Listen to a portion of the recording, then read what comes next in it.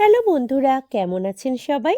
আশা রাখছি আপনারা প্রত্যেকেই যে যেখানেই আছেন ভীষণই ভালো আছেন। আজ আপনাদের সাথে শেয়ার করতে চলে এলাম দারুণ টেস্টি একটা রেসিপি, স্পঞ্জি এগ কারি। আসলে বাচ্চা থেকে বড় যে সমস্ত বাড়িতে আমরা আমিষ খাওয়া দাওয়া করি তারা কিন্তু বেশিরভাগই ডিমটা ভীষণই পছন্দ করে থাকি। তবে একঘেয়ে ডিমের কারি কিংবা ডিমের বিভিন্ন রেসিপি খেতে খেতে আমরা কিন্তু অনেক সময় বোর হয়ে যাই। তাই আজকের রেসিপিটা বেশ ইউনিক হতে চলেছে সকলের জন্যই। রান্নাটা করবার জন্য প্রথমে বড় মাপের 4টে আলু আমি নিয়ে নিয়েছি আর সেটাকে ছোট ছোট টুকরো আকারে কেটে ধুয়ে পরিষ্কার করে নিয়েছি। এবার নিয়ে নিলাম একটা প্রেসার কুকার। সমস্ত আলুর টুকরোগুলোকে প্রেসার কুকারে দিয়ে একটা সিটি দিয়ে নেব। এর মধ্যে নিয়ে নেব বেশ কিছু পরিমাণ জল। এবার একটা সিটি দিয়ে কিন্তু আলুগুলোকে খুব ভালোভাবে সেদ্ধ করে নিয়েছি। আর দেখুন আলুগুলো সেদ্ধ হওয়ার পর ঠিক এইরকম অবস্থায় এসেছে। এবার কিন্তু আলুগুলোকে খুব ভালোভাবে ম্যাশ করতে হবে, তাই খুব ভালোভাবে আমি কিন্তু সমস্ত আলুগুলোকে প্রথমে ম্যাশ করে নিচ্ছি। আলুগুলো যত সুন্দরভাবে আমরা ম্যাশ করতে পারবো, রান্নাটা হওয়ার পর কিন্তু খেতে ততই বেশি সুন্দর হবে। কারণ আগেই বলেছি এটা হলো স্পঞ্জি এগ।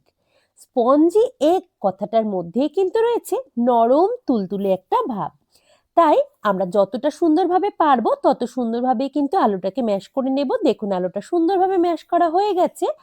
এবার নিয়ে নেব 4টে ডিম।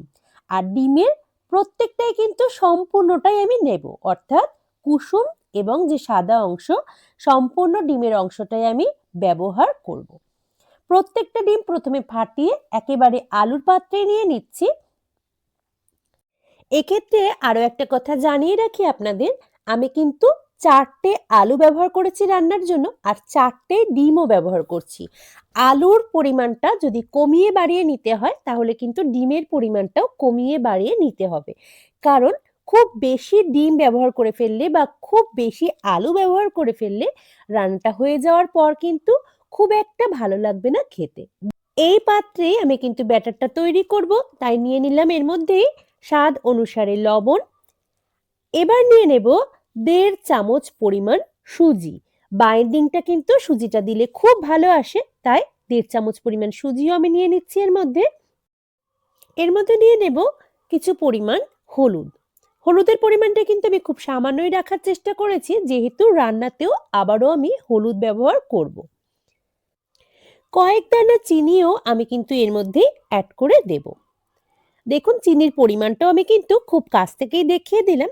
এবার কিন্তু এই চামচটার সাহায্যে খুব ভালোভাবে নাড়িয়ে চাড়িয়ে সমস্ত উপকরণগুলো একসাথে মিশিয়ে নেব। সেদ্ধ করা আলু, ডিম, লবণ, হলুদ, সামান্য পরিমাণ চিনি এবং সুজি, এই সমস্ত উপাদানকে আমি কিন্তু খুব ভালোভাবে চামচের সাহায্যে প্রথমে বেশ কিছুক্ষণ সময়ের জন্য মিশিয়ে নেব। এই মিশ্রণটা করার সময় কিন্তু খুব ভালোভাবে মেশাতে হবে। আর এর মধ্যে আরো একটা জিনিস অ্যাড করে দিলাম এই মুহূর্তে, প্রায় 1 চামচ পরিমাণ গোলমরিচের গুঁড়ো। খুব ভালোভাবে মিশিয়ে নিচ্ছি। যত ভালোভাবে মিশ্রণটা তৈরি হবে, আমি যখন এগুলোকে ভাজবো পকোড়ার আকার দিয়ে তখন কিন্তু এটা তত বেশি স্পঞ্জি হবে। এবার কড়াই নিয়ে নিয়েছি আর নিয়ে নিলাম বেশ কিছু পরিমাণ সাদা তেল। তেলটাকে খুব ভালোভাবে গরম করে নেব। আর এক্ষেত্রে আরো একটা কথা জানিয়ে রাখি আপনাদের, এই যে ব্যাটারটা তৈরি করা হয়েছে এটা কিন্তু আমি 1/2 ঘন্টা সময়ের জন্য রেস্টে রেখেছি।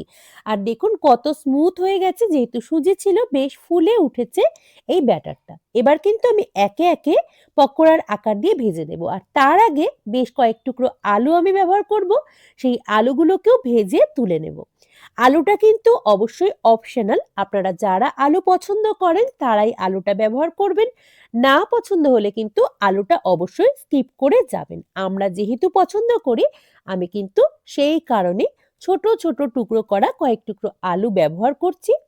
আলুগুলোর মধ্যে কিন্তু লবণ হলুদ কিছুই আমি ব্যবহার করলাম না, শুধুমাত্র ভেজে তুলে রেখে দিলাম। আর ওই একই তেলে এবার যে ব্যাটারটা আমি করে রাখলাম সেই ব্যাটার থেকে অল্প অল্প পরিমাণ ব্যাটার নিয়ে নিজেদের পছন্দ অনুসারে শেপ দিয়ে কিন্তু পকোড়ার মতো করে ভেজে নেব।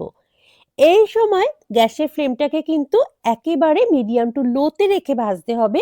যদি খুব হাই ফ্লেমে রাখা হয় তাহলে বাইরের অংশ কালচে ব্রাউন বা লালচে ব্রাউন হয়ে যাবে খুব অল্প সময়ের মধ্যেই, কিন্তু খুব ভালোভাবে ভাজাটা হবে না। ভেতরটা কিন্তু নরম থেকে যাবে। তাই এই পকোড়াগুলো ভাজার সময় আমাদেরকে অবশ্যই গ্যাসের ফ্লেমটাকে মিডিয়াম টু লোতেই রাখতে হবে। যেহেতু এই ব্যাটারটার মধ্যে ডিম রয়েছে, সেই কারণে কিন্তু এত ফেনা তৈরি হচ্ছে, এতে কিন্তু ভয়ের কোনো কারণ নেই। এক পাশটা আমি ভেজে নিয়েছি আর উল্টেও দিয়েছি বড়াগুলোকে।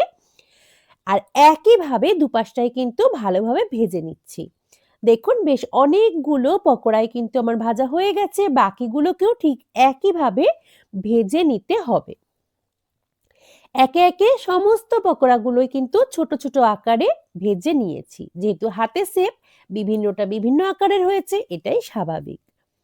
রান্নার জন্য অন্যান্য যে সমস্ত উপকরণ লাগবে চলুন এক ঝলকে দেখিয়ে দিই। এখানে নিয়েছি 4টে বড় মাপের পেঁয়াজ, সেটাকে কিন্তু চপারের সাহায্যে একেবারে মিহি চপ করে নিয়েছি। নিয়েছি 10 কোয়া রসুন বড় মাপের, সেটাকে থেঁতো করে নিয়েছি। এছাড়া নিয়েছি আদা বাটা 1.5 চামচ পরিমাণ।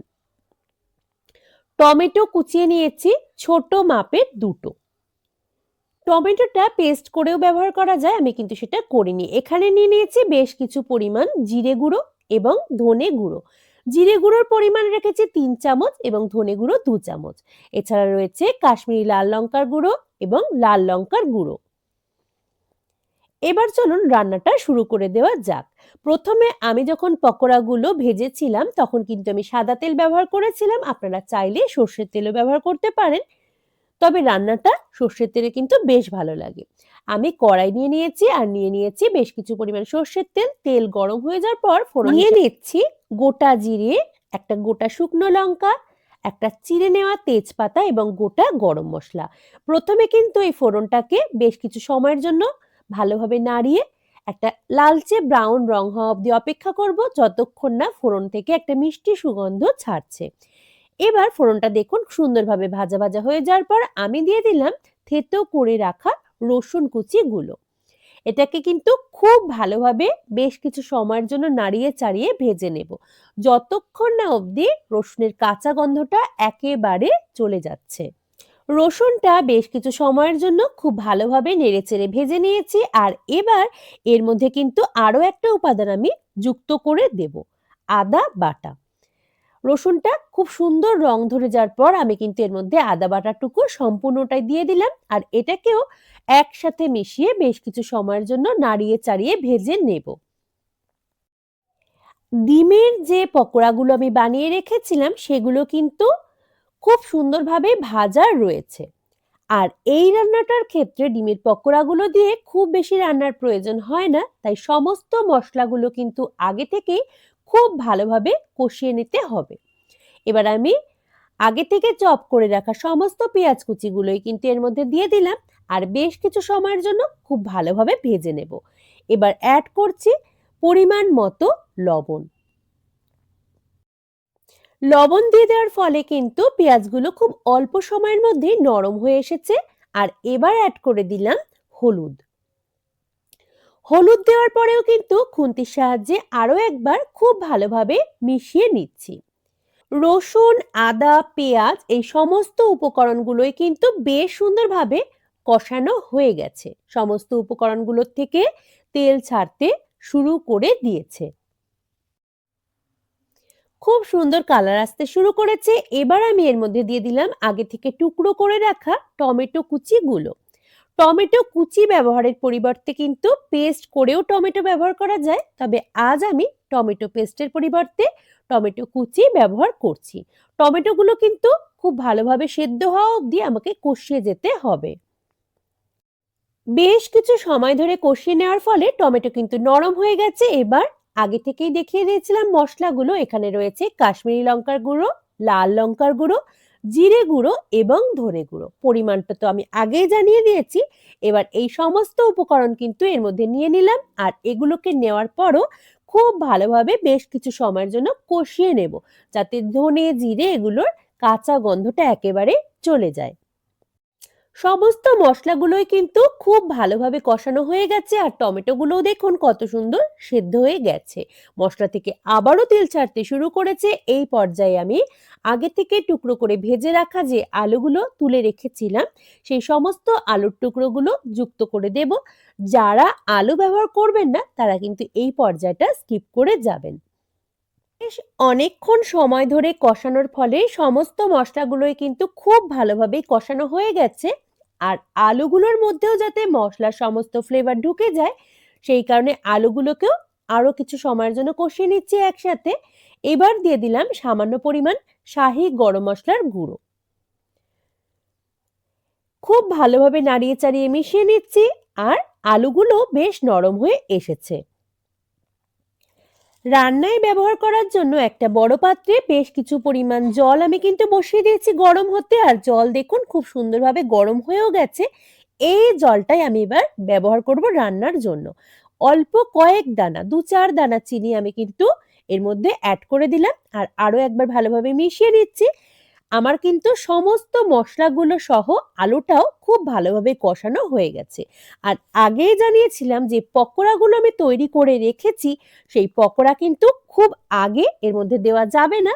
এবার গরম করে নেওয়া জলটা আমি কিন্তু নিয়ে নিলাম কড়াইয়ের মধ্যে আর ভালোভাবে মসলার সাথে মিশিয়েও নিচ্ছি।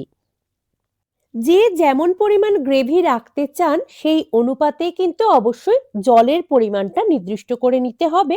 দেখুন খুব সুন্দরভাবে ঝোল ফুটতে শুরু করে দিয়েছে। আর এবার আমি এর মধ্যে ১ চামচ পরিমাণ ঘি যুক্ত করে দিলাম এবং ভালোভাবে নাড়িয়ে মিশিয়ে নিচ্ছি। আমার কিন্তু পকোড়াগুলো দেওয়ার সময় হয়ে এসেছে, তবে পকোড়া দেওয়ার পর গ্যাসের ফ্লেম কিন্তু অফ করে দিতে হবে, কারণ তা না হলে পকোড়াগুলো একেবারে গলে মিশে যাবে ঝোলের সাথে। তাই খুন্তির সাহায্যে হালকা প্রেস করে করে যাতে গ্রেভিটার যে ফ্লেভার সেটা পকোড়াগুলোর মধ্যে চলে যায় সেই জন্য প্রেস করে দিলাম। কিন্তু এবার গ্যাসের ফ্লেমটা দিলাম অফ করে। আমার রান্নাটা কিন্তু অলমোস্ট রেডি সার্ভ করবার জন্য। কেমন লাগলো আজকের রেসিপিটি অবশ্যই জানাবেন কমেন্ট করে। যদি ভালো লাগে আমার ভিডিওগুলো লাইক করতে ভুলবেন না। আর যারা প্রথমবার দেখছেন আমার চ্যানেলটিকে আমি সকলকে অনুরোধ করব সাবস্ক্রাইব করে পাশে থাকবার জন্য। আন্তরিকভাবে ধন্যবাদ জানাই আপনাদের সকলকে। আপনারা পাশে থাকবেন এই আশা রেখেই কিন্তু আজকের ভিডিওটা এখানেই শেষ করছি। সকলে খুব ভালো থাকবেন এবং সাথেও থাকবেন।